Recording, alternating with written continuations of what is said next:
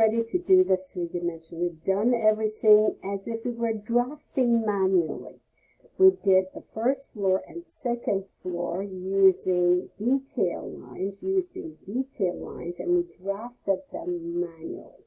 We gave them the line hierarchy as needed, and we completed floor plans, sections, and elevations as if we were literally drafting manually. Now we're shifting over using 3D. And so we're using Revit for what it's actually worth. What you like to do is copy the floor plan, motherly hug or a tornado pit, and just literally copy it and put it within the zone where you can see it in the elevation. So I'm going to put it right over here, and you finish. So this is my floor plan. Everything is two-dimensional. Everything I used is using Annotate. So it's only on the first floor, and it's just detail line, and it's only seen here. If I went to 3D, there's nothing that I will see. So I'm going to go back to level 1 and begin to create a floor right over here, and to literally compose a wall section that's parallel to that. So I'm just going to quickly erase all of my sections as such, and replace them with a cross section that goes like this. And I want my cross section to look the other way, so I flip it, and I make sure that I see all the way to the back wall. All right, I make sure that I see all the way to the back wall. I do that with the other three sections as well. If you finished all four sections, you want to rename them. So I drew the 4 sections. I go click on the section in the project browser, and I change each one of them. Section 1 was essentially section A. So I want to make sure that it's done. The section 2, which is this one for me, was actually section B. And 3 and 4 were sections C and D. So you want to name them very carefully. Make sure that indeed those are the sections. And section 3 was section C. So I renamed, highlighted them, changed the name over here. So now I have section A, B, and C, and D. Now I would like to create a floor. So what I have to do is click on floor, go architectural floor, and I literally can draw the line, or I can just use the edge. I can zoom very close and just from those corners, and I can turn off the line hierarchy so it remains pretty accurate. Just wrap around the interior like this and literally finish the inside very carefully. And I could use the edge recognition as well, however you feel comfortable, and finish the interior as such. And I'm going to finish it right here. If it is cleanly done, it's going to create a floor just inside of my wall. That floor is shown on my properties as type generic 12 inches. Do I have other types? Yes, I do, but I just want to use 12-inch generic, and that's just perfectly good enough for me. It's going to make it as gray, and it's going to make it 12 inches, and I'm good to go. It's making it on the first floor, above the first floor right there, and I'm actually done. Once it's done, it actually becomes blue, and it shows it. Now, what I need to do is go to level 2. On level 2, I have nothing, but what I do see is the ghost of that floor that I created, which is in 3D. I see the ghost of it.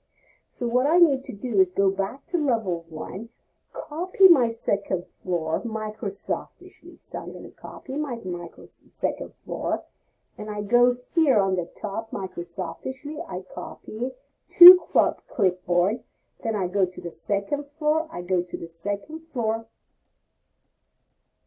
And I paste it anywhere here, Microsoftish.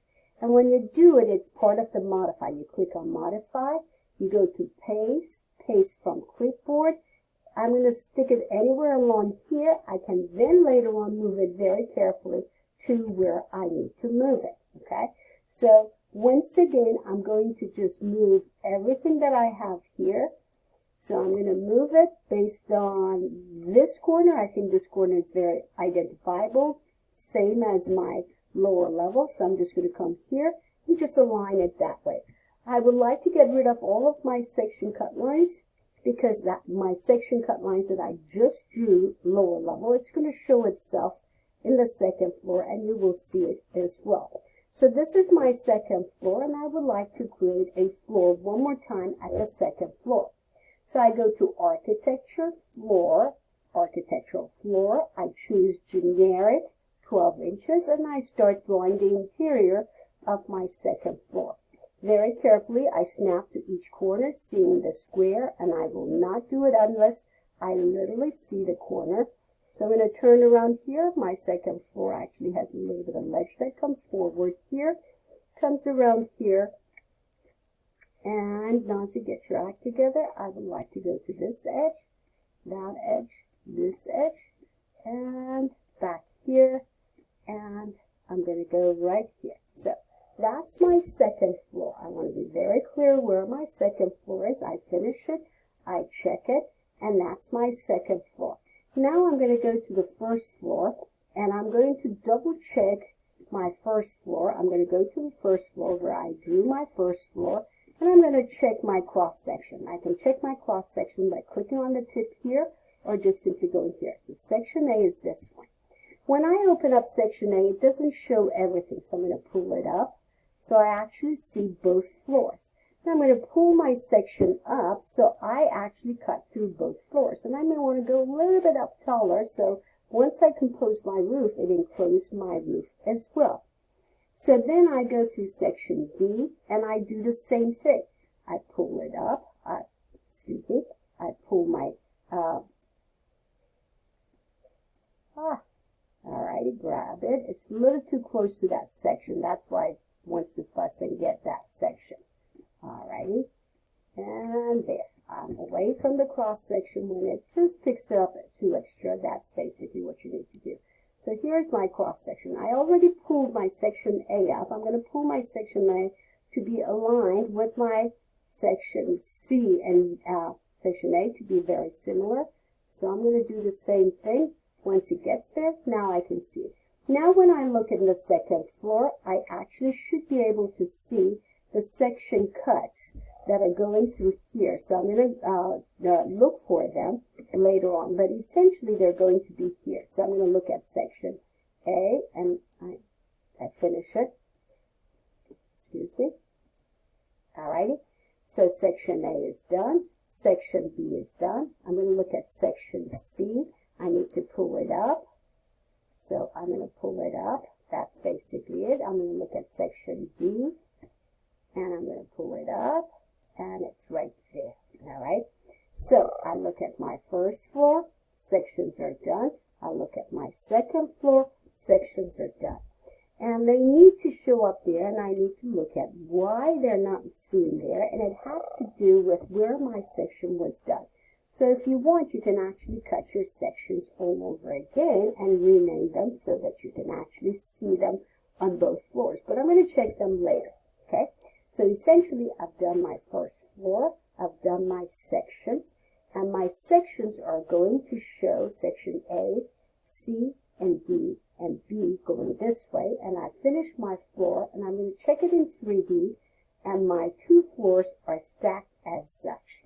I've finished my first floor, my second floor. Essentially, I imported with clipboard my second floor. That's how I drew my second floor as well as my